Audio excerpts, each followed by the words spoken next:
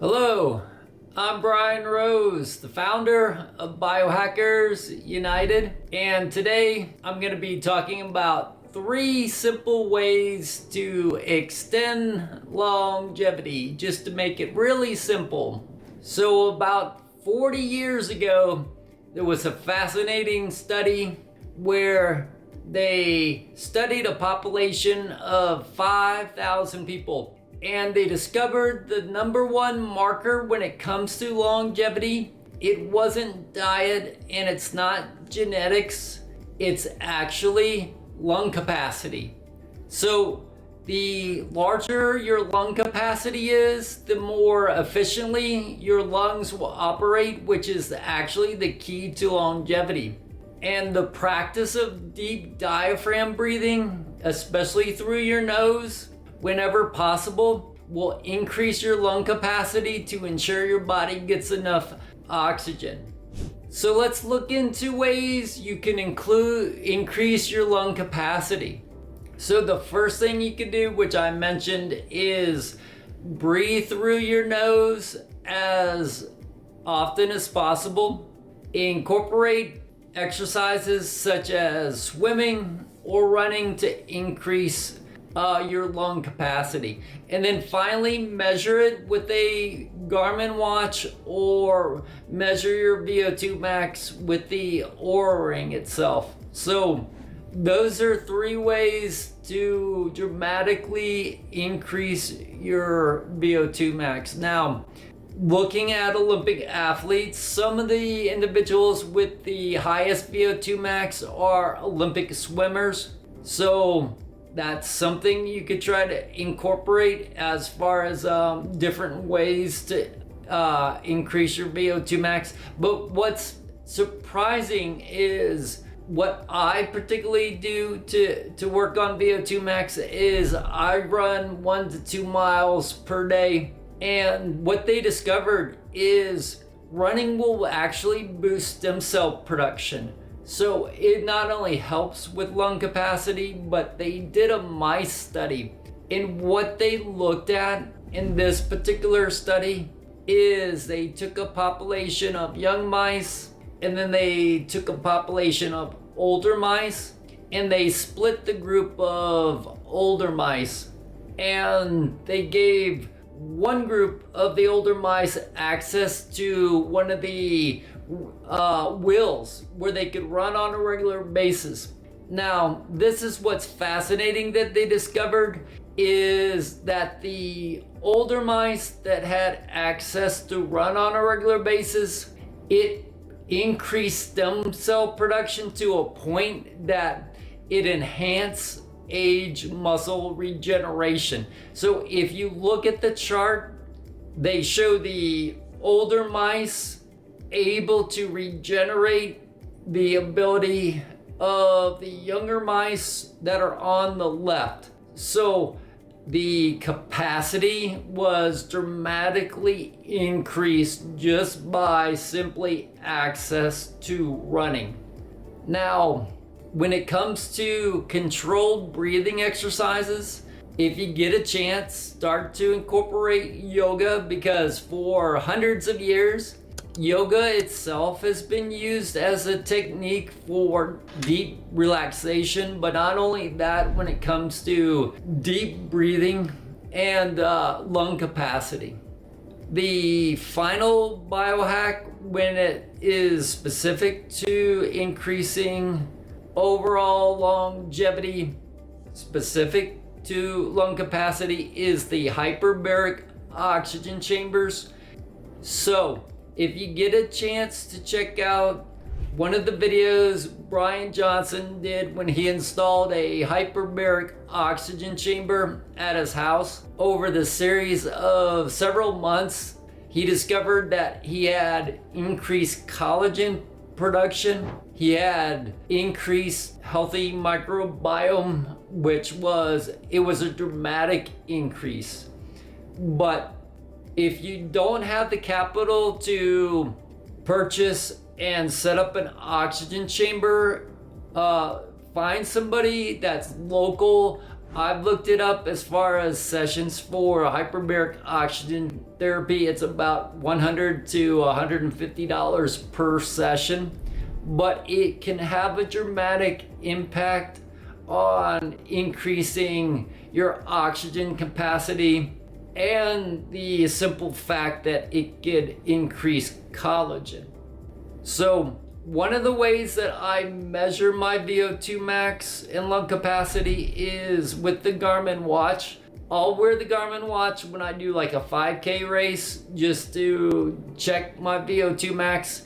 And the goal is to increase your VO2 max as often as possible to get it within the highest demographic for your age group, or if you can reach the highest VO2 max for perhaps somebody in their 20s or an Olympic athlete as a particular goal and way to measure it. Now, getting away from lung capacity, we're going to look at the number 2 way to extend longevity, and that is reducing contaminants that are found in your environment, but specifically we're going to look at your water supply. So when I first moved to Colorado, I set up a fish tank and I discovered that there were high levels of chlorine in the tap water, which led me to do some additional research. So looking at the top contaminants in tap water, starting from the top, there's lead that's been found in tap water, chlorine. Now, chlorine can cause hair loss, it can cause dry skin, and then they found mercury. Pesticides. Pesticides are very popular, or you can find pesticides, especially if you live around a farming community, but it's quite common. The final thing which might shock you is the pharmaceutical products that are found in tap water. The top pharmaceutical products are antibiotics, antidepressants, and birth control. Now, I don't need to be exposed to birth control. I don't know about you, but what is a concern is endotoxins can be absorbed through your skin. It's not just what you swallow when it comes to drinking tap water. Your skin can absorb these endotoxins just by taking a shower. So I use a shower filter. It's a vitamin C shower filter. I'll post it in the links just so you can look at what different types of shower filters might help.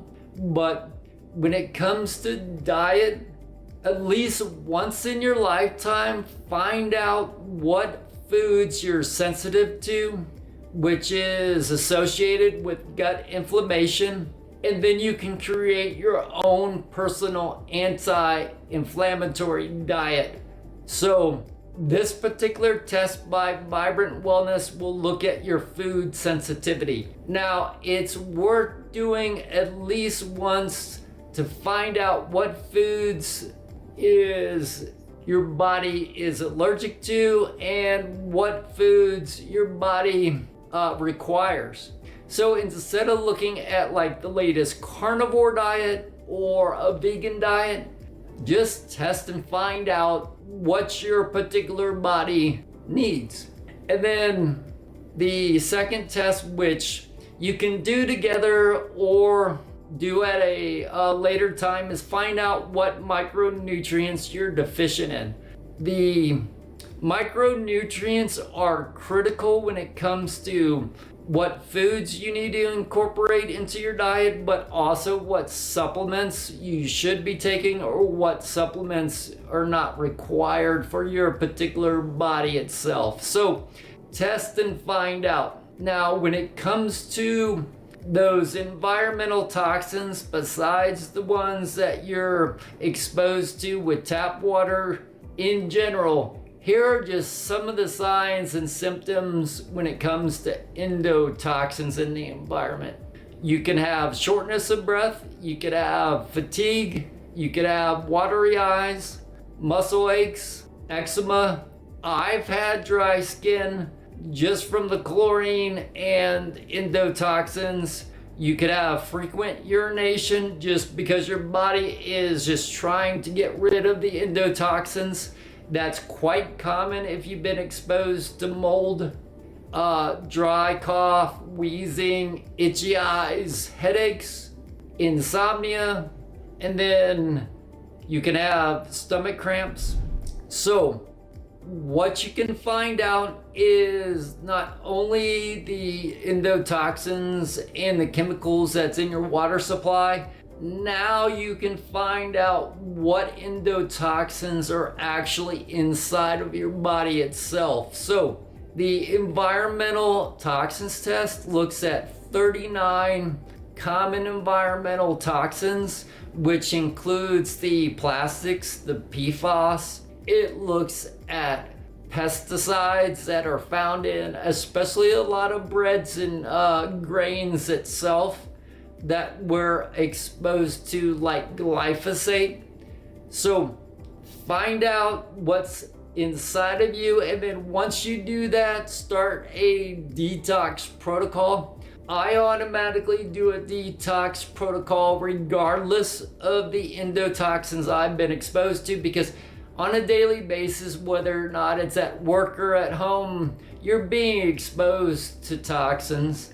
I use the sauna about 3 to 5 times a week to flush out toxins, but the sauna will increase white blood cell production, T cell production, and on top of that, it produces heat shock proteins.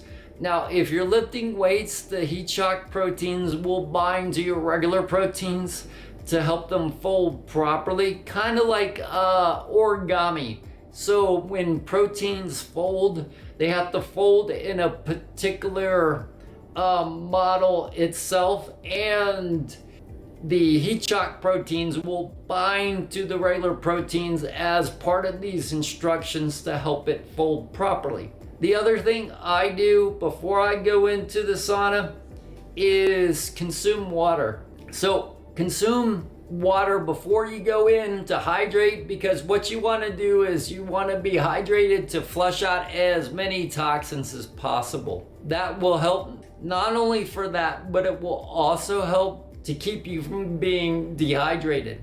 Now, as part of a regular protocol for detox and inflammation, I'll use Prune Lax. Prune Lax is a supplement that works by stimulating your GI tract to clear toxins. It helps with constipation. I start out by breaking the tablet in half, and I'll do 1/2 tablet at night and then 1 in the morning itself. But that truly helps when it comes to both clearing toxins and clearing constipation.